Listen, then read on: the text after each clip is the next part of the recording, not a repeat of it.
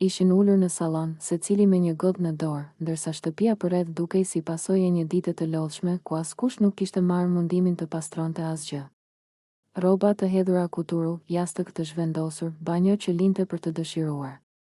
Gjeneta ishte e para që e theu heshtjen, unë se kuptoj, tha ajo duke tundur kokën, si mund të jetojnë disa njerëz në këtë pislëk dhe ta quajnë normale. Ludo e pa dhe pshertiu, është bërë e tepërt. Nuk është më çështje shijeje, është çështje higjiene. Labinoti u mbështet në karrige dhe ndërhyri, imagjino kush u afrohet këtyre. Imagjino çfarë partneri do t'i marrë. Nëse shtëpinë e lën kështu, imagjino pjesën tjetër. Gjeneta u nxe, po flasim për vajza.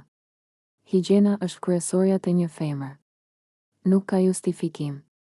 Të lësh tangat, sutjenat, rrobat intime në përkëmbët e krevatit, në tokë, në banjo, kudo.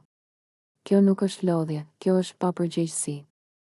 Ludo tundi kokën në shenjë dakordësie, kam parë gjëra që më kanë shpifur. Rroba intime të hedhura në dysheme, peshqir të lagur mbi tualet, flok në lavaman. Dhe pastaj çuditen pse njerëzit flasin. Labinoti shtoi me ironi, pastaj thon pse nuk na marrin seriozisht.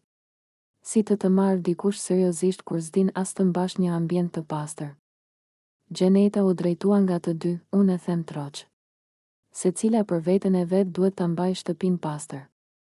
Nuk po kërkon njeri perfeksion, po minimalen. Pastërtia tregon se si je si njeri. Është edukat, tha Ludo, nuk është luks. Është bazë.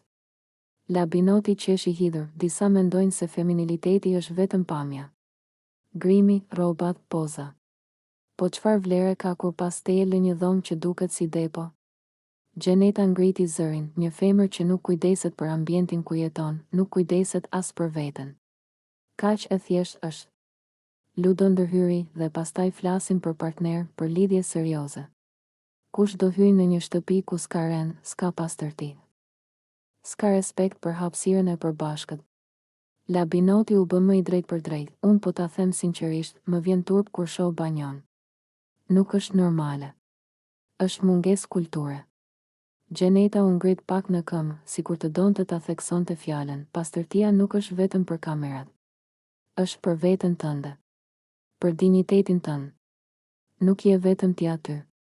Ludo shtoi edhe një gjë tjetër. Kur lë rrobat intime në përtok, çfarë mesazhi jep? Që s'të intereson as vetja, as të tjerët. Labinoti miratoi dhe pastaj ankohen pse gjykohen. Nuk është gjykim, është reagim normal. Gjeneta uli tonin, por jo seriozitetin, unë nuk flas nga lart. Flas si femër. Higjiena është kryesorja. Mund të mos jesh perfekte, po të jesh e pastër, je gjithmonë një hap përpara. E vërtet, tha Ludo, një shtëpi e pastër flet për një mendje të rregullt.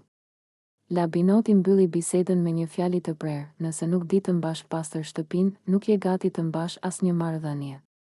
Ra një heshtje e shkurtër. Jo sepse nuk kishin çfarë të thonin, por sepse gjithçka ishte thënë. Në atë shtëpi, fjala pastërti nuk ishte më thjesht për rroba apo dysheme, ishte për karakterin, edukatën dhe mënyrën se si secili e shite veten.